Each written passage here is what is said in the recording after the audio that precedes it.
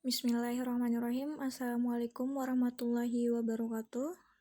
Kami dari kelompok 9 akan mempresentasikan hasil diskusi kami mengenai sifat-sifat Tuhan. Jadi yang beranggotakan Putri Rizky Anggraini, Siti Jamilatun Jidan, dan Muhammad Irsyadul Ibad. Baiklah, di sini kami akan melanjutkan presentasi dari kelompok 8. Yaitu sebelumnya saya akan menjelaskan materi pertama. Sifat-sifat Tuhan. Jadi dalam teologi studi Islam, Allah mempunyai sifat-sifat yang dinisbatkan kepadanya. Sifat-sifat tersebut bukan merupakan zat Allah, juga tak bisa terlepas dari Allah Subhanahu wa taala.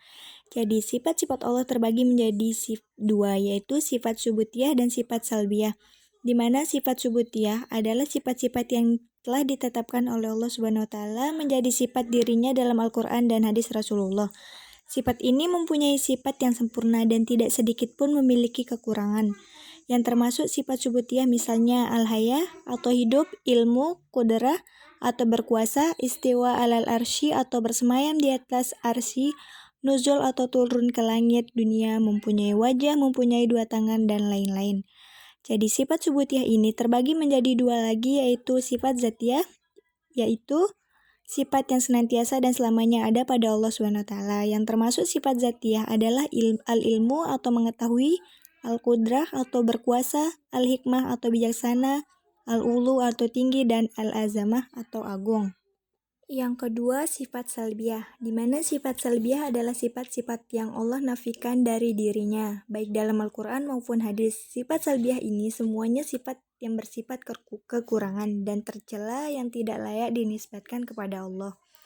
Jadi yang termasuk sifat salbiyah misalnya sifat al-maut atau mati, an-naum atau tidur, al-jahlu atau bodoh, an-nisyam atau lupa, dan al-ajzu atau lemah, serta at-ta'ab atau lelah.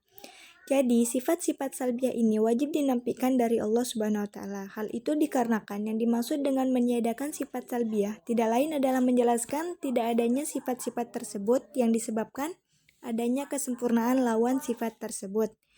Jadi, bukan sekadar meniadakan saja, sebab penafian tersebut tidak akan menghasilkan sesuatu yang sempurna jika tidak mengandung sesuatu yang menunjukkan kesempurnaan. Yang ketiga, sifat-sifat wajib bagi Allah, di mana sifat wajib bagi Allah adalah sifat yang harus ada pada zat Allah sebagai kesempurnaan baginya. Menurut para ulama ilmu kalam, sifat-sifat wajib bagi Allah terdiri dari atas 40 sifat, dan dari ke-20 sifat tersebut dikelompokkan menjadi 4 sebagai berikut. Yang pertama, sifat nafsiyah, yaitu sifat yang berhubungan dengan zat Allah. Sifat nafsiyah ini hanya ada satu, yaitu wujud atau berarti ada. Baik, saya akan melanjutkan materi dari pemateri pertama. Yang kedua ada sifat salbiyah, yaitu sifat yang meniadakan adanya sifat sebaliknya, yakni sifat-sifat yang tidak sesuai atau tidak layak dengan kesempurnaan zatnya. Sifat salbiyah ini ada 5. Yang pertama kidam, yang artinya dahulu. Yang kedua bako, yang artinya kekal. Yang ketiga mukhalafatul lil hawadis, yang artinya berdiri dengan yang baru. Yang keempat qiyamuhu binafsihi, yang artinya berdiri sendiri. Yang kelima wahdaniyah, yaitu keesaan. Yang ketiga ada sifat ma'ani, yaitu sifat-sifat abstrak yang wajib ada pada diri Allah, yang termasuk sifat ma'ani ada 7. Yang pertama qudrah, yang artinya berkuasa. Yang ketiga iradat, yang artinya berkehendak. Yang kelima ilmu, yaitu mengetahui. Yang keempat hayat, yaitu hidup. Yang kelima sama, yaitu mendengar. Yang keenam basar, yaitu melihat. Yang ketujuh kalam, yaitu berbicara. Yang keempat ada sifat ma'nawiyah, yaitu kelaziman dari sifat ma'ani. Sifat ma'nawiyah tidak dapat berdiri sendiri, sebab setiap ada sifat ma'ani tentu ada sifat ma'nawiyah.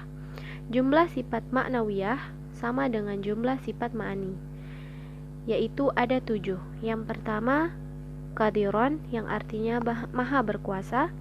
Yang kedua muridon, yang artinya maha berkehendak. Yang ketiga aliman, yang artinya maha mengetahui. Yang keempat hayan, yaitu maha hidup. Yang kelima, sami'an yang artinya maha mendengar.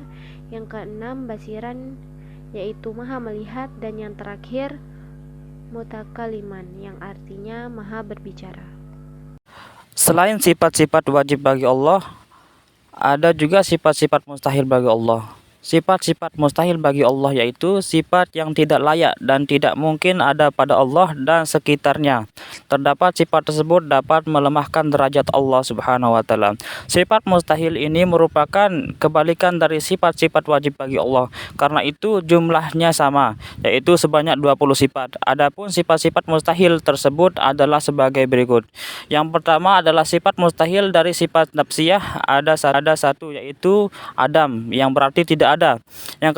Yang kedua adalah sifat mustahil dari sifat salbiyah, ada 5, yaitu yang pertama adalah hudus yang berarti baru, fana yang berarti rusak, mustamalil hawadis yang berarti sama dengan makhluk, ijadil garib yang berarti membutuhkan yang lain, ta'addud yang berarti berbilang.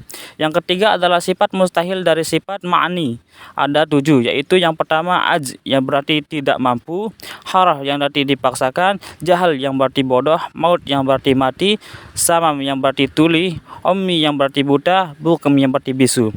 Yang keempat adalah sifat mustahil dari sifat ma'nawiyah, ada 7, yaitu yang pertama ajian, yang kedua adalah mukrohan, yang kedua jahiliyah, yang kedua mayitan, yang ketiga asma, yang keenam amma, yang ketujuh abkam. Selain sifat wajib, sifat mustahil bagi Allah, ada juga sifat jaiz bagi Allah.